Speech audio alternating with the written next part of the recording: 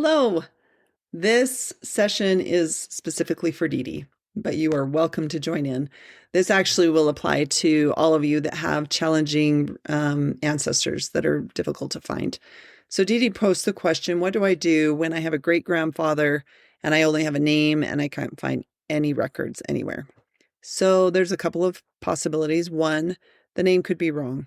Somebody could have known him by a nickname or just misunderstood what the name was. They may have never met the grandparent or the relative, and it may have been spoken in a different accent, dialect. So you have to kind of consider that. Those as possibilities. There's also the possibility that when your ancestor came over, that they changed their name.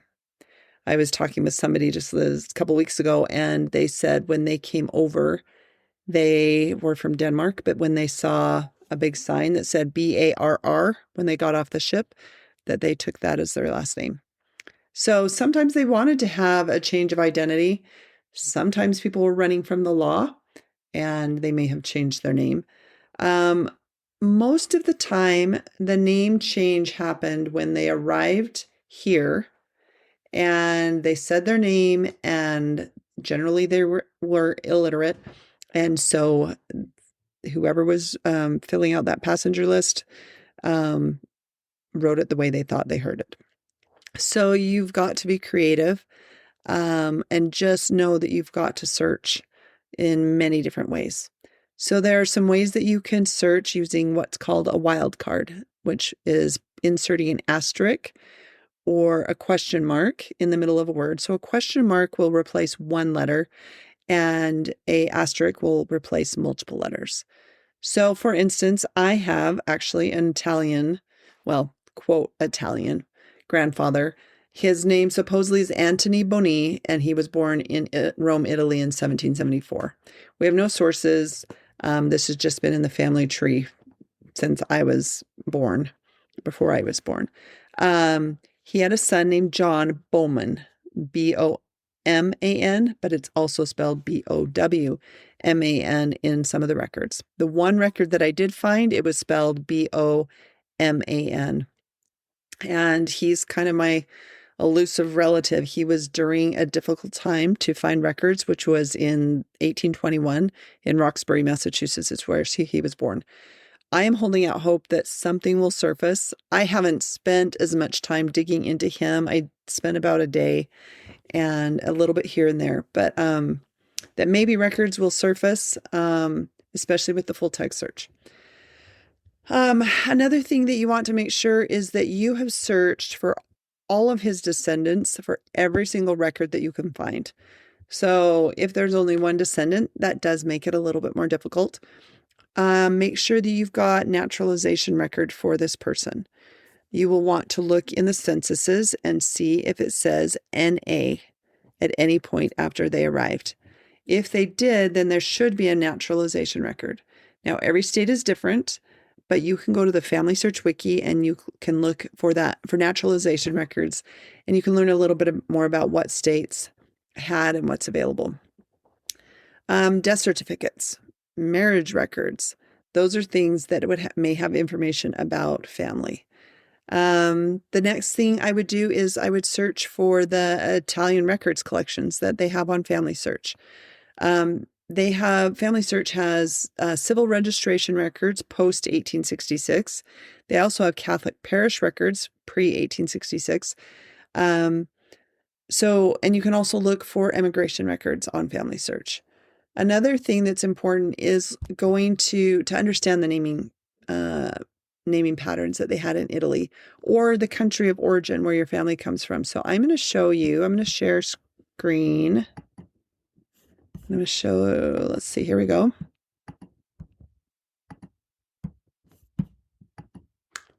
All right, so we're on the main page here. When you go to the main page, you will see this search. You're going to click on search and go to the research wiki. So I want to search specifically for the country of Italy, and you can put whatever area your family came from and do Italy genealogy. This is your best place to start when you're starting to search for your family. This is where you can get educated about the area where your family came from. If you see here, there's some links to websites outside of FamilySearch. If you look over on the right side, there's a whole getting started.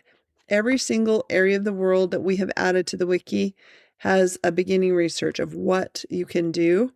Some of these wiki pages are more filled out than others, just depending on the amount of people that are searching that area, if that makes sense. So if you were to go to Kazakhstan, there may not be very much there because we also do not have very many records from there or any. I just kind of threw that one out there. But I also recommend coming down and to see if there's a map. This one's way down here. Some of these are clickable maps, and that one was, and it took me straight to this part of Italy, and then I can learn more about this part of Italy. So we've even got a little history here. We've got some in the municipalities. Can you see that the wiki, we'll talk a little bit more about the wiki in another session, but I would encourage you just to click around on the wiki, find somebody in your tree, and practice clicking around on it. That's my invitation to you this week, is to spend a little bit of time in the wiki so that you understand what records might be available for you. We're going to go back to, let's go back to the search. You can also go to search records, and you can come down here and you can look for collections for Italy or whatever country that you have, and you can scroll through this way to see if you can find records. Now, if you don't know the area where your family is, that won't help you, but if you do, this is a great place to come. If you want to learn a little bit more about Italy through a class or another country, let's say Denmark, you can come in here and go to the Learning Center. Here, Italy has just one course, but it's something that could give you a little bit more information about searching for your relative. The FamilySearch Wiki also has a lot of that. All right, I'm going to stop sharing for a minute. And let's talk a little bit more about some of the things that you need to have. You want to see if you can find a ship manifest or an immigration record, depending on when they came through. An Ellis Island database, Castle Garden, Canadian immigration records, and you can find those on FamilySearch or Ancestry. Make sure that you have every single U.S. Census record and pull every bit of information out of it. Start looking on the page that they're on and on pages on either side to see if there's anybody by the same name as your relative. The next thing I would say is look for your Italian-born relative in expected locations. So Chicago, which I think that's where Dee Dee's family was, there were a lot of Italians there.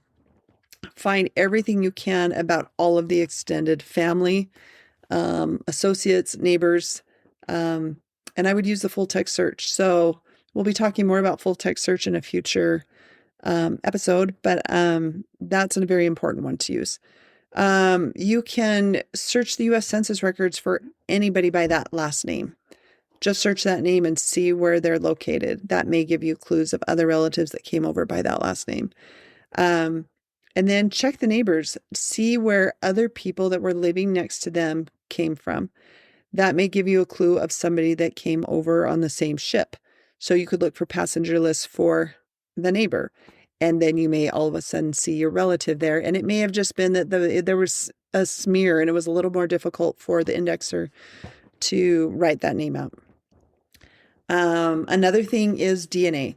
I would highly recommend when you are at a roadblock, and especially if it's within the first couple of generations, the further back you go, if you're second, third, max fourth generation, you're going to have pretty good luck in connecting to family if others in your line have done DNA.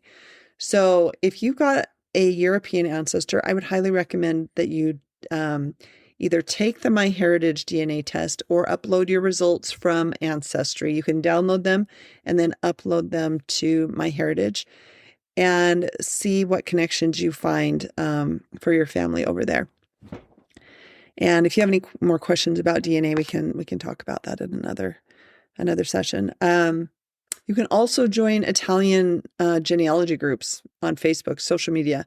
Facebook has some really good ones for whatever area your family is from, and share what you know and see if somebody else has some information about your person. The other thing is look for that area's specific resources. So you can do a Google search, but even a better one would be to use AI. Claude or ChatGPT or Perplexity. And if any of these are sounding like I have no idea what you're talking about, just try a Google search and let me know in the comments if you'd like to know more about AI. We're going to talk about it, but I want to know what order that we're going to talk about it, and how you can use it to further the work. And then consider that the name may have been Americanized, just like my Boni became Bowman. And sometimes you can find ideas by doing a Google search, but truthfully, using one of the new AI platforms, you may be able to get some other ideas of how the name was spelled. For instance, if your ancestor came from a Slavic area like Croatia, Slovenia, Czechoslovakia, there are some different ways that people were named. They may be a Latin spelling. They may be in a German occupied area, so they may have had a German name. So if your ancestor was John, he might be Johannes in the record. Or Yaakov is Jacob.